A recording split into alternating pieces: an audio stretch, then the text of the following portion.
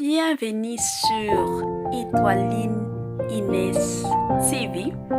Si vous êtes encore nouveau ou nouvelle sur notre chaîne, n'hésitez pas de vous abonner massivement, aimer nos vidéos, commenter et partager. Chez Étoiline Inès TV, c'est la qualité, la différence et la vérité. Triste nouvelle, triste réalité, la famille makambo moko ya pasi na motema. À 16 ans d'âge, mwana kufi. Bandeko, makambo yo eosala pasi pas possible. Makambo moko ya somo balobaka makambo ya somo. Mokili ekomi kobangisa. Bandeko nanga mokili ekomi vraiment kobangisa la famille makambo komi somo pas possible. Mokili oyo soki nzambe apesi yo pema, en tout cas zala wana kapo na kokumisaka ye nyonso. Parce que ebele ya batu tolamukaka na bango, omoni mutu bolamuki bosalisali ba projet na bino ka ndenge zalaka. Et après na journée kaka baye kobenga yo ke mutu akufi. Ebele ya batu baokufa na ba circonstances ebele makasi. Eza na batu o bazomi boma bango moko. Eza na batu mosusu babomi bango. Eza na batu mosusu babelaki. Eza na batu mosusu accident. Donc ba makambo eza nango ka kili bandeko nanga. Mokili ekomi pasi. Mokili ekomi kolelisa. Mwana 16 ans. Akufi kaboy. Bandeko. Histoire oyo eza nango mulayi. Yango bolanda émission na biso tina suka boyeba nini esalike mwana oyo akufa.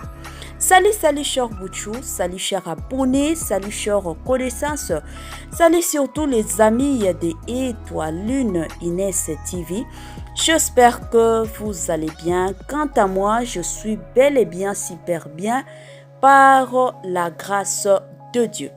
Cher Bouchou, cher abonnés, cher connaissances, na memeli bino lelo histoire moko ya pasi. Histoire oyo eosala pasi vraiment na motema kotala mwana kitoko bongo 16 ans d'âge et puis mwana na biso leki na biso ndeko na biso ya mwasi atiki biso. Bandeko nanga eosala pasi makasi na motema. Avant tokota na mwa histoire na biso ya lelo, en tout cas na olingana nous na sensibiliser batu o nyonso surtout. Si c'est la toute première fois ya kokota na chaîne na biso, chaîne moko kitoko makasi, chaîne moko ya ba conseil pas possible, chaîne moko ya ba analyse nde analyse, na osenga na bino bo s'abonner massivement. Abonnez-vous. Cliquez aussi sur la cloche de notification pour surtout recevoir les nouveautés de notre chaîne. Aimez la vidéo, commentez et partagez en tout cas et que ça la biso oyo penza tolobaka na biso chaque jour tokos makasi. Bandeko nanga place nyonso bolanda ngai ba histoire a bongo ezalaka bien ozwi kiti ovandi na yo ndeko nanga moyen lelo tolia ezate soki tozana ba triste nouvelle en tout cas makambo kolia ezalaka te. Tiata mwa mai na yo, tiata mwa jus na yo, mwa eloko kaka oyo okolinga na yo komela, kote mosusu ozomelaka, kote mosusu pe ozolanda émission oyo. Ba émission ya bongo esungaka ebele ya bato. Ba émission ya bongo ba négligeaka ngo te bandeko parce que monde actuel lelo ezana ba réalité nango kili. Bandeko nanga makambo oyo nalingi na betela bino lisolo eza makambo moko ezosala pasi. Nalingaki vraiment na ya kobeta ngo lisolo pona ko éveiller surtout conscience ya ba parents ebele. Ko éveiller pe conscience ya bana ebele surtout bana oyo bazana âge ya adolescence. Eza étape moko mosusu ba parents ebele ba comprenaka te. Mosusu pe bana na biso soki bazana étape adolescence ba exagéraka moi un peu. Yango en tout cas na memaki histoire oyo pour que tolamuka biso nyonso toyebaka ndenge nini ya ko se comportaka, toyebaka ndenge nini mama akoki ko se comporter na mwana na ye na âge adolescence, to ndenge nini mwana soki ayebi ke naza na âge déjà ya adolescence ndenge nini nakoki ko se comporter envers mama nanga. Bandeko nanga jeune fille oyo bomona aza na âge ya 16 ans. Âge ya 16 ans, donc na minute oyo aza lisusu te asi atika biso. Sikoyo, ka ndenge ezalaka na ba couple ebele papa na mama bazosala. Na famille na bango pe papa na mama babandaki na bango kosala, omona balamuki tongo basali bayebi keno mwana azokendaka école. Tango akozonga école omona mwana akokende na cuisine ake alambi. Mosusu pe omona peut-être maman, la plupart ya ba maman déjà toyebi ba maman o basalaka omona jour na ye peut-être ya repos ba maman ebele balambaka biloko ebele omona atie na frigo aotiango na fridge kandenge zalaka et puis tongo abando zonga na ye musala ba pokwa ezaka koshofaka asali mwa fufu balie. Donc ezalaki pe bongo na famille oyo mama pe abando lamba ba jour na ya repos azo lamba ka biloko atie na fridge tomba ozonga na papa balie. Mais mwana vu que abandaki na ekotanga talaka âge ya 6e abandaki na ekotanga soki ba silisi classe comme abando tanga na etongo ba après-midi ba silisi ali ozonga na ndako ake alambi na ye alie nzoka mwana deja alingaki mobali. Abandaki deja kobima na mobali. Bino moko boyebi ba parents eza na bana mosusu bino bokanisake mwana oyo aza mwana na ndako botala âge na ye bokanisike aza na ye mwana muke aza na ye bebe nzoka mwana pe akomi na ye pe kolinga mwana azolinga pe mibali. Bana mosusu bakomi na bango bongo tellement ba parents bando salela ye confiance mingi kotala ke non aza na ye mwana babandaki kutata kokanisa te ke mwana alingaka asi alinga deja bayebaki te. Bandeko nanga baye ko découvrir ezalaki ndenge nini ka ndenge ezalaka mama ake musala papa na yake musala. Sikoyo mwana tango abandaki kolamba biloko na ye ya kolia après classe omona mwana alambi ya ye biloko kolia et puis alambeli pe copain na ye petit ami na ye alambeli biloko. Mosusu petit ami akoya na ndako azwi biloko ayebi ke muto azate. Mosusu pe mwana ye moko aromema biloko ake kotikela petit ami na ye. Bino moko boyebi na ba quartier ki songi ezangaka te. Eza na batu o basuflaki mama na ye baye ko flasher ke tomonaka chaque jour mwana na yo abimisaka biloko. Omona biloko na ba lunch box, biloko na ba box azo bimisaka denti kuto lamba biloko na ba thermos moko. Mosusu tomonaka garçon moko nde ayaka kozwa biloko. Tango mama meki kandenge ezalaka mama nyonso soki ayoki mwa likambo ameki kotuna mwana na ye awanganaki alobi nga na yebi na nga makambo o batu baoloba te. Bandeko ka nga ndenge balobaka moyibi penza azalaka na jour na ye okoki koyiba chaque jour du 1er jusqu'au 30 oyebi ke lobi na yibaki lobi pe na koyiba lelo na koyiba donc ka bongo mais au mono koyiba le ti au 29 le 30 bayeba kangi yo ezalaka bongo. Siko jour mosusu pe mwana abimi école tango abimaki école wana petit ami na ya yebisi ye que non naza na posa ya biloko kolia talaka epai na biso vie eza pasi. Mwana lobi pas de problème ka ndenge to salaka comme ça lelo yoko ya te comme bato bakomi koloba nga moko na kosalela yo. Bandeko nanga ake pe ka ndenge alambaka alambi atie biloko na ba box na ba thermos na ye ka ndenge atiaka mama na ye kandenge ezalaka misala mususu omona peut-être que maman jour nyonso asilisaka soki ba 17h mais komona ka jour wana imprévu ekomika na musala il fallait ba libérer na bango avant nde mama azali kozonga ndako avant tango azokota ka ndako boye mwana na ye pe na ba thermos ya biloko azokende kotikela nani petit ami na ye. Mama ameka kotuna mwana siliki mwana komi kotomboka na ndako mwana komi kosilika ka ndenge ezalaka mama pe asiliki moto epeli.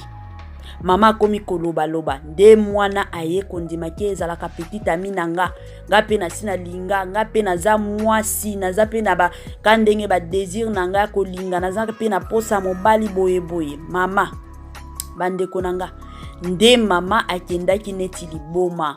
Imagine na ndako deja boyebi ke mwana oyo aza muke ayebi na ye makambo ya mibali te. Mais na mwa dispute kaka oyoki ka mwana deja akomi kotomboka akomi ko avouer ba vérité nyonso ke ye pe aza na ba désir na ye. Nde mama silikaki neti abeta mwana mabe alobela mwana mabe asala boye mabe makasi. Donc na ndako wana moto nde epelaki papa na ye kana musala. Siko papa na bango azalaki nde colonel na musala place papa na bango abandaki kosala. Nde kandenge ezalaka mwana kosilika ka boye mama kotoyo bino moko boyebi ka ba mama soki bakomi koloba bakataka te. Akokende na cuisine azoloba, ake na toilette azoloba, ake na salon azoloba, wana ezala comportement ba mama presque tout. Ezalaka bongo. Siko tango pe mama komi koloba loba bongo mwana asiliki nde mwana lobi comme ça nami boma kaka bo perdre nga c'est fini. Akotika na chambre ya ba parents na ye place munduki ezalaka. Azuka munduki pa ami bomi bandeko nanga. Mama yoki kaka eza nini o eza munduki ezolela kokota na chambre boye mwana asi ami bomi na ye na mutu. Ba mema mwana na hôpital bandeko ezalaki nango trop tard mwana asi akufa. De histoire ya ndeko na biso oyo ya mwasi. Bandeko nanga surtout ba mama. To bandananu na ba mama. Il y a de ces mamas oyo ba yebaka ko gérer ba situation na ndaku te. Na rappele bino ba mama. Étape oyo tobengaka étape ya adolescence. Eza étape presque mutu nyonso to aleka na étape wana. Eza na bana mosusu o bazalaka na maîtrise. To bazalaki na bango na maîtrise. Pourquoi? Peut-être parce que bayebaki makambo nzambe. Peut-être que entourage na bango o babando tambola ezalaki bien. Yango peut-être bazalaki na ba maîtrise. Mais ebele yango bo mona la plupart des gens ba bota na ba 14 ans. Babota na ba 15 ans, babota na ba 16 ans. Pourquoi? Parce que maîtrise ezalaki te, entourage pe ezalaki yamabe. Yango na osenga na bino ba mama, soki omoni déjà ke okomi na mwana mwasi osi obota, mwana na yo ya mwasi. Déjà à partir à 12 ans, ba mama, bosalaka bana wana bazala ba camarades na bino. Ce n'est pas facile. Toyebi ke makambo ezalaka facile te. Âge déjà adolescence, il y a de ces filles là, ba âge adolescence et bandaka déjà na ba 12 ans. Ceux qui déjà moni ba période na ye, c'est fini déjà ba désir komi kokota. Ba mosusu ba kenda kati wo mona 16 ans de akomi ko sutuka makambo mosusu. Ba mosusu ezalaka bongo. Siko âge wana la plupart a basi bazalaka tetu makasi. Et puis bana ebele balingaka na bango kozala mosika na ba parents na bango. Yango bana ebele bazwaka bazemi. Omoni mwasi akomika donc moi mosika na mama na ye ako préférer makambo na ye nyonso abeti akadisolo ba camarades na ye mais mama na ye ayebaka eloko te. Ba parents na ye bayebaka eloko te. La plupart a bana ezalaka bongo. Sikoyo tomonaka na ba famille mosusu omona pe mama soki amoni mwana na ye azosala ye bongo mama pe a rejeté ye azokipe na ye te ayebi ke kakiono mwana nanga azane bien mwana na ye azana na ye mwana muke nzoka mwana déjà asi alinga na ye mibali kala. Alors mama déjà soki mwana na yo amoni ba période kozala mama ya bakanda kanda te. Kozala mama te ke no ekendaki emataki te ato soki omoni mwana sali erreur toyebi ke mwana nyonso soki asali erreur punition ezangaka te. Yeba ndenge nini ya kopesa punition surtout na ba âge wana. Mwana sali mwa erreur moko boye songolo en tout cas zalaka mama moko avec douceur avec tendresse vandisa mwana yokaye. Er mosusu zwa pe temps ya ko pasaka ba temps avec tes enfants, avec ta fille. Eza na ba mama lelo to mona. Donc azata na ta wana te ata 30 minutes o ya pamba avandaka na mwana na ye ayoka ta mwana na ye te. Ye nyonso to monaka ba série soki avandeli ba série. Journée mobimbe ozalaka série na série. To butu mobimbe ozalaka série na série. Il y a de ces mamans qui font ça. Na situation o bandeko. En tout cas comme leçon nanga eza que mama ayaki déjà na matata. Vu que ba yebisaki mama ke mwana na yo apesaka biloko epa ya garçon moko. Déjà mama soki ayoyebi ke non mwana nanga abimaka na garçon tel. Déjà ba mama ebele ba kotaka na bakanda bango déjà ba moni ke mwana nanga azwi zemi. Ba mama ebele basalaka bongo. Sikoyo soki oke na mwana mwa malembe o comprendre makambo mususu yango tomona kata mindele soki mundele ayebi ke mwana nanga plutôt abimaka na garçon tel omona mama akobengisa garçon wana avandisi bango na mwana na ye ayoka bango ba ide na bango nanu eza nini relation na bango eza basée sur quoi siko biso bato ya mwindu biso communauté na biso kandenge ezalaka nous les bantu donc tozalaka na temps wana te soki tomonika mwasi na mobali déjà tokanisaka kaka zemi ezokota donc ezalaka mwa bongo na communauté na biso yango nde ezobebisa makambo nyonso tu. Et puis de l'autre côté pe ya bana vie eloko ifo boyeba ba mama na bino ba papa na bino ba parents na bino en général basi basala ba vie na bango. Soki omoni mama lelo osali mwa makambo moko mama sepeli nango te seki mama ayebi conséquence ya makambo wana.